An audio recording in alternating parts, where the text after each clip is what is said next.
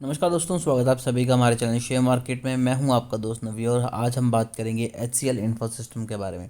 इस कंपनी के बारे में A to Z सभी चीज़ों को आज जान लेंगे। उसके बाद आप खुद डिसाइड कीजिए कि क्या आपको यहां पर इस 19 रुपये के शेयर में इन्वेस्टमेंट करनी है या नहीं करनी है।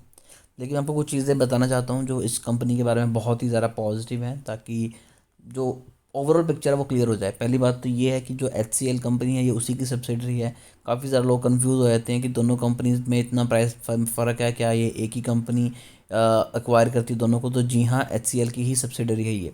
सेकंड चीज़, ये इनके फाउंडर भी शिव नादर जी हैं जो HCL के हैं, तो आगे जाके इस कंपनी का फ्यूचर काफ़ी ज़्यादा ब्राइट हो सकता है। तीसरी बात मैं बता दूं कि ये उन चुनिंदा कंपनीज में से आती है जो कि सेमीकंडक्टर चिप्स के ऊपर काम करती है, और इन्होंने बिज़नेस को लेके काफ़ी ज़्यादा इन चीज़ों पे एग्रेसिवली काम करना शुरू कर दिया है।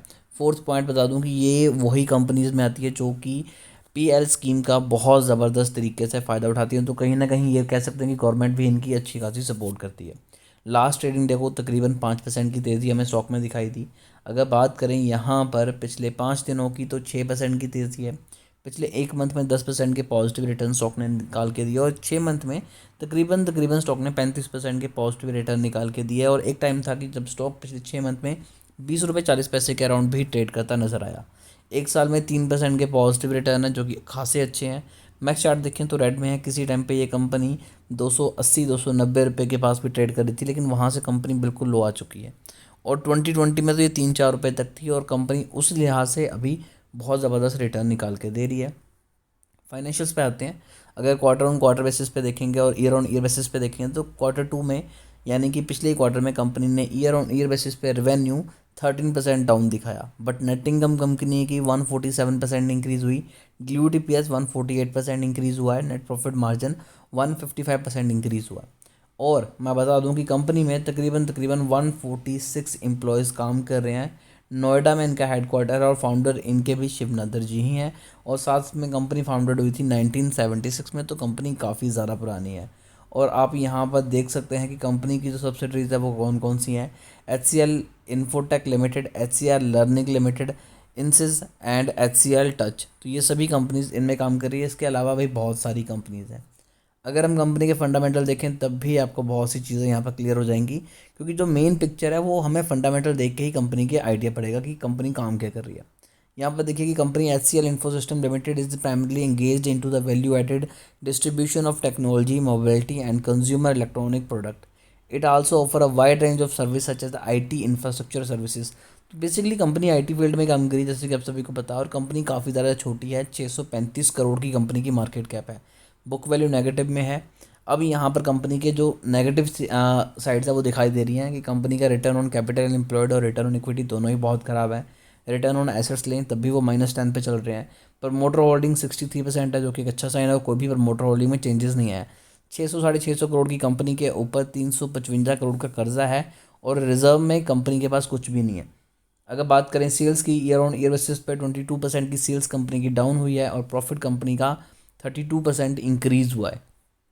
एक अच्छा साइन बता दूं कि पिछले कुछ टाइम में स्टॉक में वॉल्यूम हमें बढ़ता नज़र आ दिखाई दे रहा है, कि जी हाँ, कंपनी में पिछले कुछ टाइम से जो वॉल्यूम है वो बढ़ रहा है अच्छा खासा। और इस time stock 50 day moving average और 200 डे मूविंग एवरेज के ऊपर ट्रेड कर रहा है। तो ये बोल सकते हैं कि काफ़ी ज़्यादा चांसेस है कि ये स्टॉक थोड़ा सा अच्छे रिटर्न आपको निकाल के दे।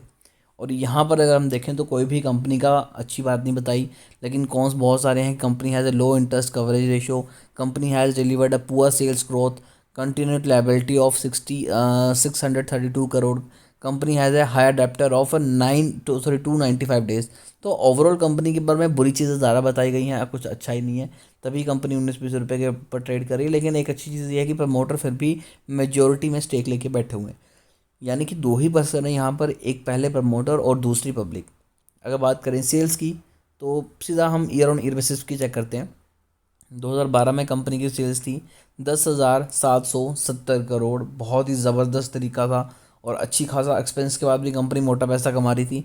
बट अभी मार्च 2023 में 31 करोड़ की कंपनी की सेल्स रह गई है, और उस लिहाजन कंपनी के एक्सपेंस 103 करोड़ के हैं, यानी कि तकरीबन तकरीबन 70-72 करोड़ के एक्सपेंस कंपनी ने ज़्यादा हमें करके दिखाए हैं।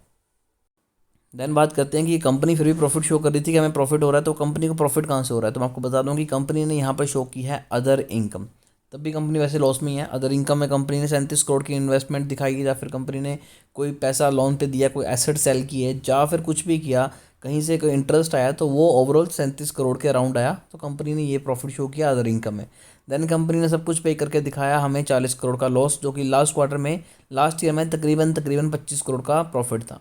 बाकी कंपाउंड ग्रोथ और अगर प्राइस सीजीआर की बात करें तो वो भी कुछ ज़्यादा खास निकल के नहीं आते। रिजर्व में कंपनी के पास किसी टाइम पे 2012 में 1870 करोड़ थे, अब नेगेटिव में कंपनी जा चुकी है। कर्जा कंपनी के ऊपर बहुत ज़्यादा है, और कंपनी के एसेट्स भी 2012 में 5026 करोड़ के थे, जो कि अब मात्र 506 करोड़ के रह चुके हैं। तो कंपनी के एसेट्स भी लगातार कम हो रहे हैं।